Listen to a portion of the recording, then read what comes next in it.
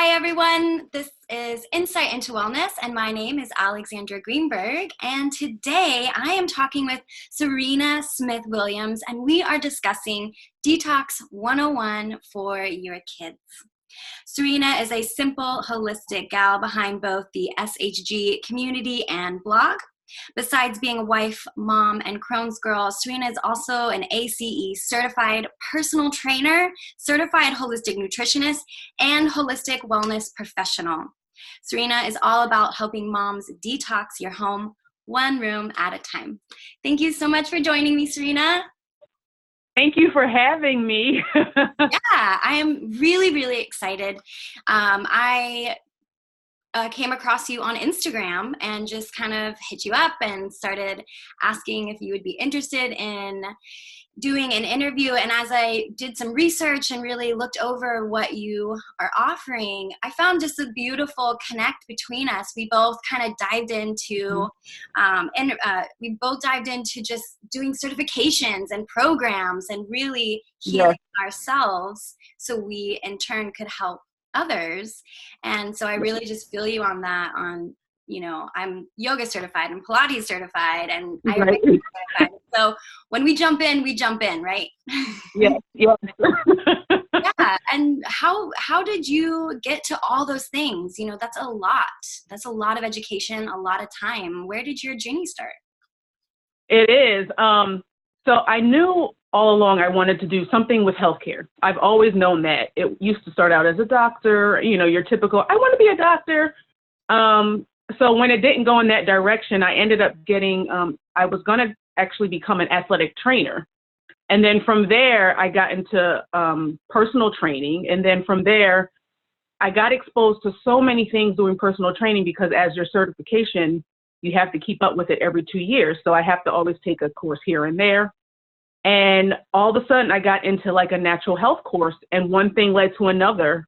And here I am. That's pretty much how it started out, with the natural health avenue.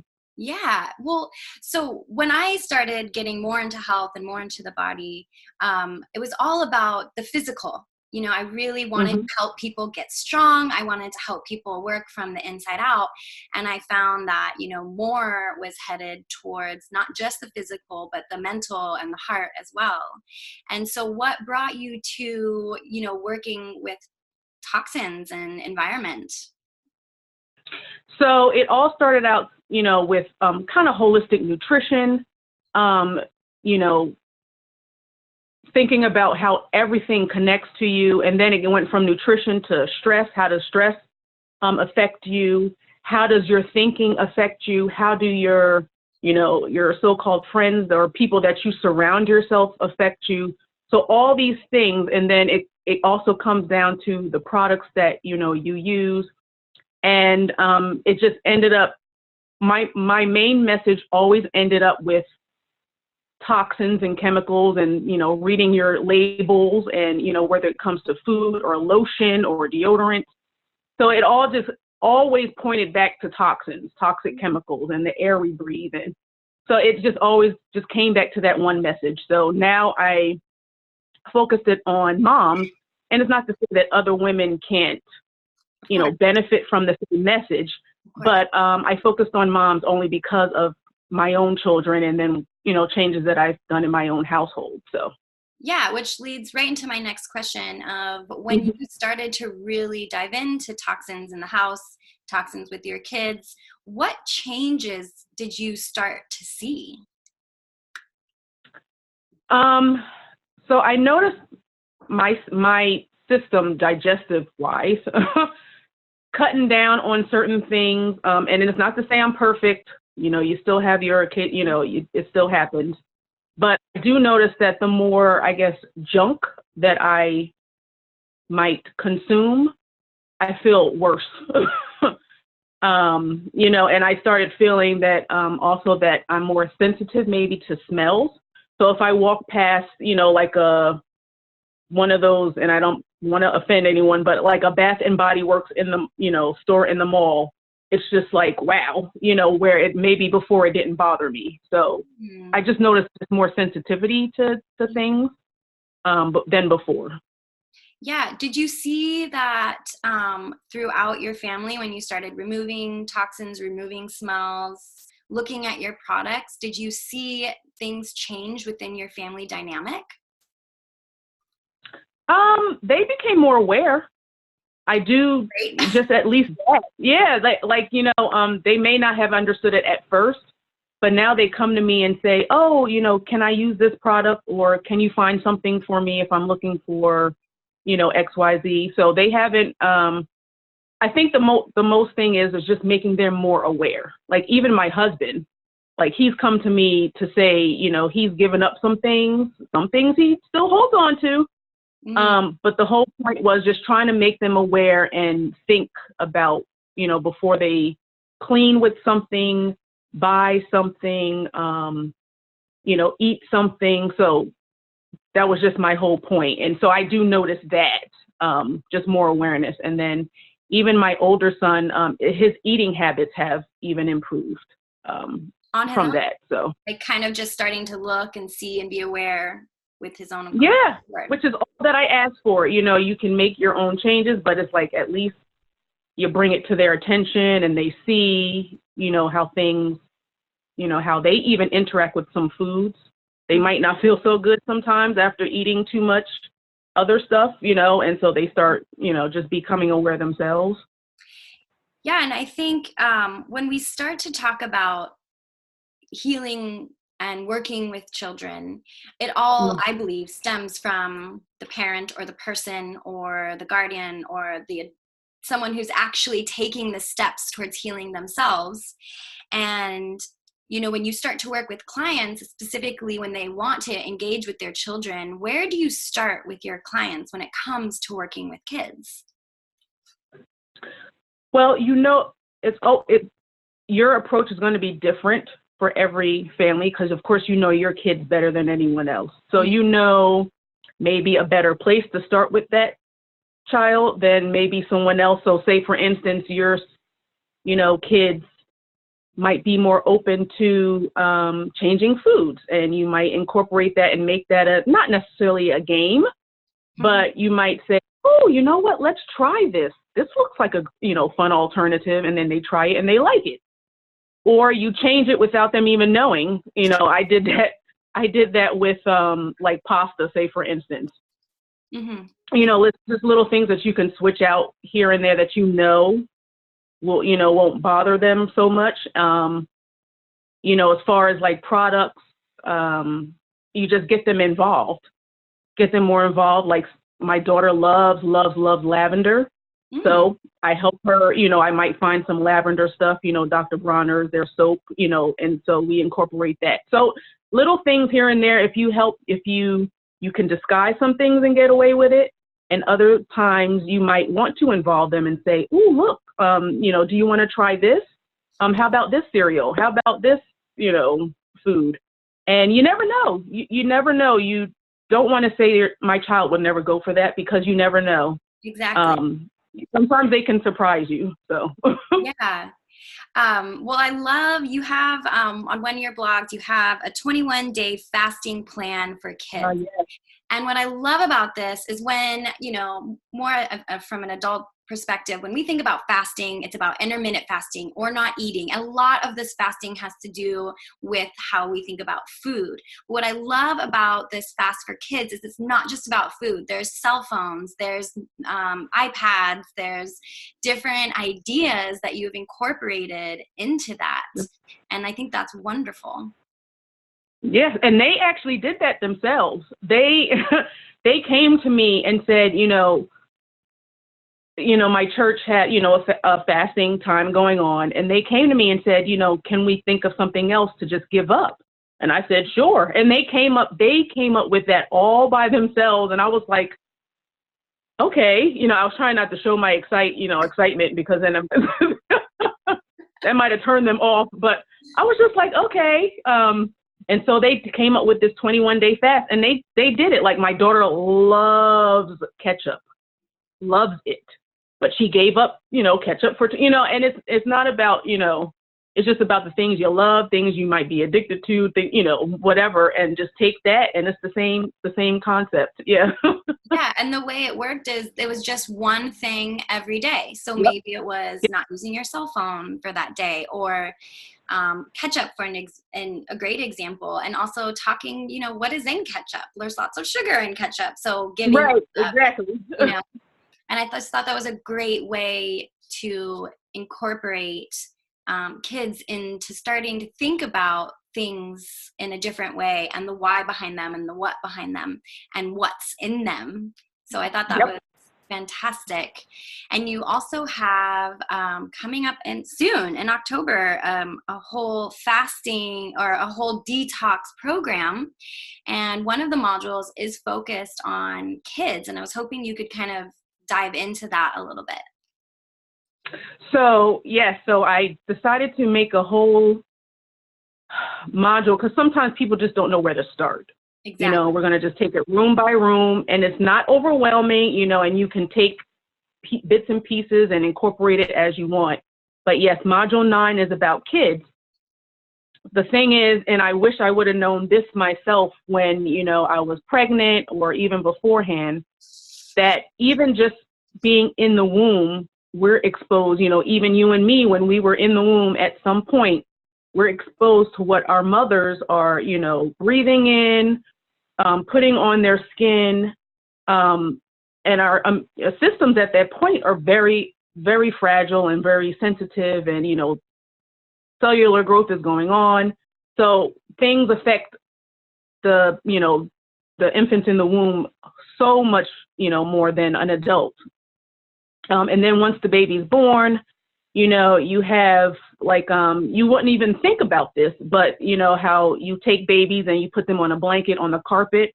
Well, there's chemicals in that carpet that they're now closer to that they might be inhaling, or you just don't think of things like this. So that's what I'm going to dive more into, just things that you might not have even thought of. On top of the things that we're also exposed to, like, someone smoking next to you, or, like the obvious. So I'm going to take it more into how their systems are so much more different than ours. They're not small adults. So you can't treat them like that. The children's systems are just more sensitive, even, with faster metabolism. So they take in things a whole lot faster than we do.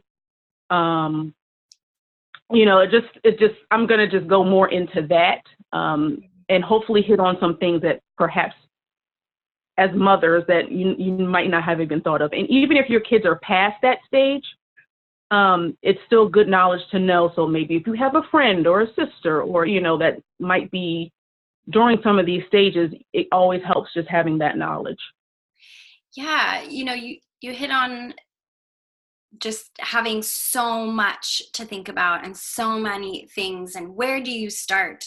And that idea of overwhelm, especially either a new mother or someone who has never really had an opportunity to dive into these ideas and look around the house and start to think about products and things like that. And how do you guide people through that, through the inundation of, oh my gosh, this is going to be a huge step? Yeah, I mean, it can be a lot. Like, once you start reading one thing, you're like, oh my gosh, like, that's in that, and it's like, you just never, like, once it's in your head, you just always think about it. But my philosophy on trying to change things is just think about what you want to change first. Do you use a lot of personal care products? Okay, so maybe that might be your number one priority right now, to cut down on that. Then, if nutrition is, your number one priority, okay, focus on the kitchen. Look at your labels. Look, there's always going to be so much to change, but you can't change everything. So I think it's going to vary based off the individual person. You might find that person that doesn't even use, personal care products like that. They could care less, but their kitchen, has a lot of processed food, or, and you never know what health issues have come from that. So if they're, really sick, chronic health wise. Well, maybe that's what they want to focus on right now. It's just health and food and, what goes on into them, at that point, focus on everything else later, just one thing at a time. So. Yeah, I just heard this recently, and there's the con saying you are what you eat. But then I heard this beautiful second part is it's not exactly that you are what you eat, but you are what you digest. And if you're digesting things that are foreign to your body's not going to be able to use them. And those are going to become toxins within the body that get stored in fat cells that get held into the body. And the list and that idea can just carry through. And so I love starting with something that, you're in love with. It's like, like you said, if you're using lots of products, focus on that area. If you're in the kitchen a lot, focus on that area. I kind of coined it, what would I say? Toxic activism. There's just so much going on right now with people having the internet to be aware and understanding what's happening. You post a lot about, I saw in your post about Monsanto and people are edging in and digging into our environment. Where are you? How do you engage with that world, this toxic activism? It's amazing. Like when you start out trying to change things, you don't realize how everything's connected.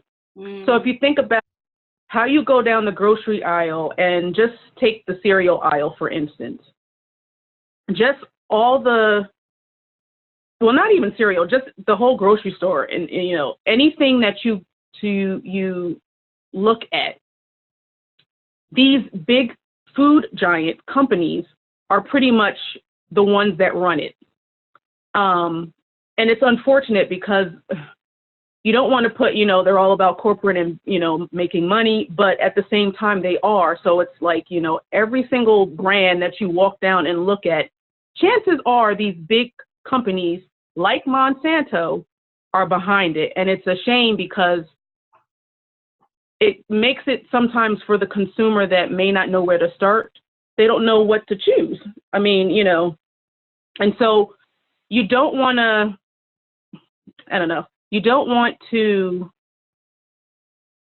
think about, well, I guess you do have to think about the connections to everything. So you think about these big government agencies. I'll speak for myself. I never really thought about the impact a lot of them have on our health, like you have, and you have to bring in politics into this where, you have the activism where, the clean air, you have the people looking at the, clean oceans, and it all traces back to what food we're eating, the air that we're breathing.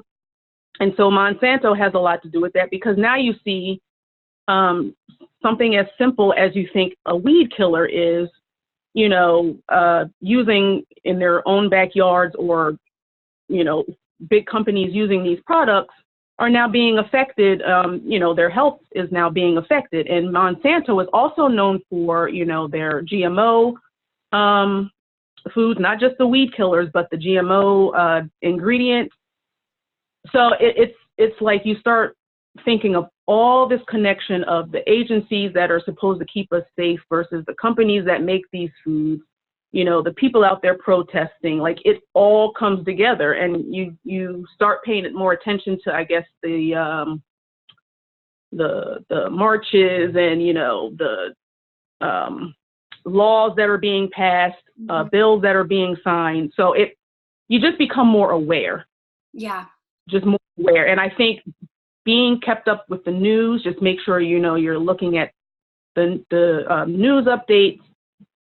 I think just being more aware of what's going on in the news, you have to in order to know just what's out there. And that really does kind of bring it right back to what we were talking about is building awareness. Like when we first started our conversation, building awareness in our children, building awareness within ourselves. And even this conversation, someone might be listening thinking, I just want to detox my kitchen, which is perfect. That's a perfect place to start. And if you're not ready to look at the activism that's happening around you, start where you can. Start with what you can do for you and your family. But it's just so important to know that there is so much going on in terms of people and legislation working to detoxify our life, but it's a fight. It's a real fight out there. And so, staying up on information, linking to people like you who are posting this information that make it really accessible. I have totally been known for just looking at a headline and being like, okay, that's real right now. Let me just check this website to see if it's a real news outlet. Okay, got it. There's so much information coming at you. And again, if you're listening, take a deep breath, start where you can. Bringing it back to working with our kids, there's two things that you wrote about that really intrigue me. And one is being a role model, which we've kind of touched on, changing yourself, doing the work yourself, like you did for you and your family, and have that trickle down effect. And the other one is telling your kids the truth. What do you tell your kids? How far do you stretch that? And when they were younger versus now that they're a bit older, engaging them in the truth, which I think is so important. It's not that I took a label and stuck it in their face and said, look at this, but you're like, look what you're eating. But, but they do know. It's almost like,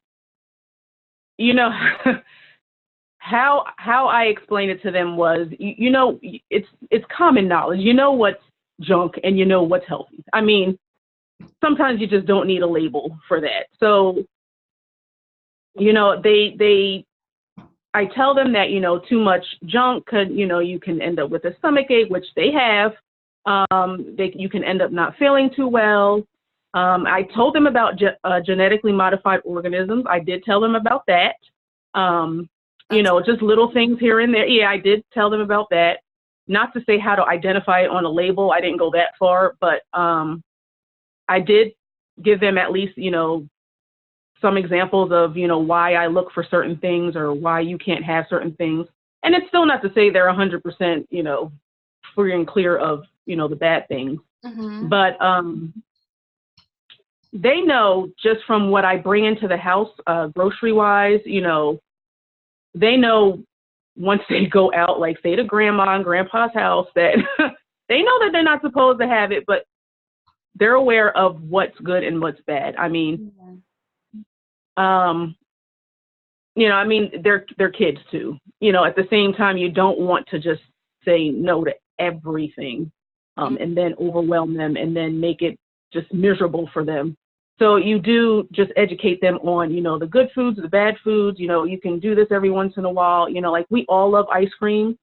And so we treat it as a treat. We do just that. I try not to keep it in the house, but we get it every once in a while. So that's how I just do things. I don't keep certain things in the house for a reason, for that, and try to treat it like a once in a while moderation, thing. And then they kind of know, Yeah, well, I know me. Well, my mom did not have any sugary cereals. So, if I went to my friend's house, I was like, where's your Lucky Charms? Where's your where's your Cocoa Puffs? Ask your mom. And then I would just go in and probably eat half the box of cereal. So there's something in the middle of that. And there is that education piece. And of course, depending on your child and where they are they going to understand? And then it's the repetitive piece of that. It's not saying, okay, I'm going to get you ice cream, or okay, I'm going to get you this. It's having a reason and having, a belief behind it. And instilling that belief and continuing that belief. And then going back to that first point, so there's the two, there was being a role model as well. Do as I say, not as I do. Mm-hmm. I just can't get with that anymore. I used to say that all the time. Do as I say. My parents would say that to me. Sorry, I didn't say that, but I would hear it all the time. And right. And it can't be that way. I don't see that as a valid way of teaching our kids or including our children. You have to be doing the work yourself. And you definitely are. I mean, they see that, and they even see it when you don't think they see it. Mm-hmm. And that's the scary part. Like, they'll bring it to your attention, when you did something and you didn't think they were paying attention, or they're real quick to do that. So, they're watching you, like, at all times, whether what you say, your energy, or what you do. Yeah. Oh, I don't know if you froze, but hopefully you'll come back in just a minute. But again, that idea of telling the truth sorry, I don't know if you cut out, but hopefully you'll be back. The idea of telling the truth is if you do. Sorry. Oh, it's okay.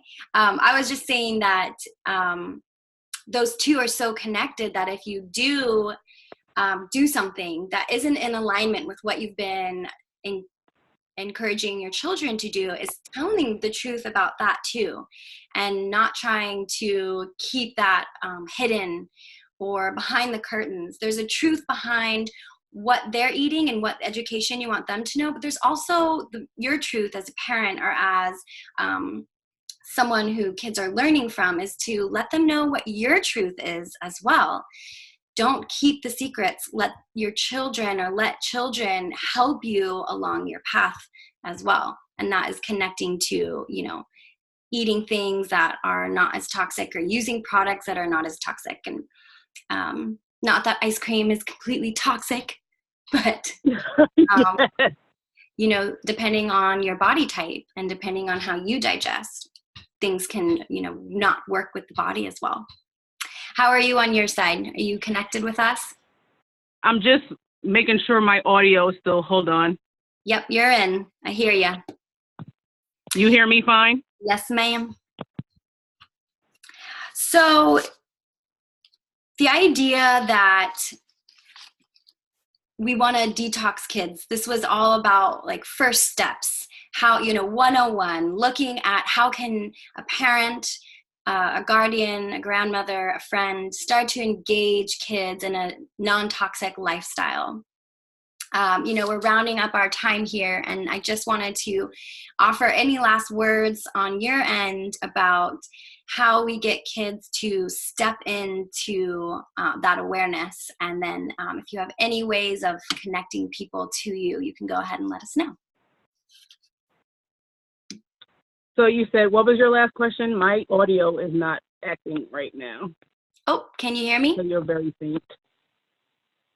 Well, I was just offering you a last chance to let people know how to really get those kids engaged. We talked about awareness. I just didn't know if you had any last ideas that you wanted to share, and then also ways that people can connect with you. Okay. So I think each conversation with your kids is going to be different. So perhaps, if your kid is going to be more susceptible to accepting, trying different foods, then you might want to take that approach. Even when it comes to, it doesn't have to necessarily be toxins-wise. It could be just even healthier lifestyles, like it could be exercise. So if you think your kid, might be interested in doing something that will get them physically active, because, that gets them moving, that gets the toxins, that actually does help with eliminating toxins, physical activity. Yeah. So even doing something like that, if you think your kid will be more interested in facts, some kids are just like, nope, I need to know exactly what you mean, Oh, Point and them to, but there are kids' websites out there, mm, and I can give you some in a separate email yeah, I'd as love to well list too. those. But there are websites out there, catered for kids that give them, education just like they would for us, like bad foods, healthy foods, Mm-hmm. healthy lifestyle choices. So you might want to point your kids, that way. I think it just comes down to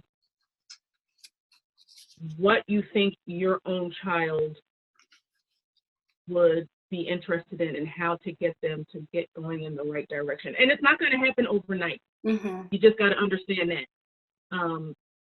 It might take them some time. You might need to change one thing and leave that one thing alone for 6 months and then maybe change something else.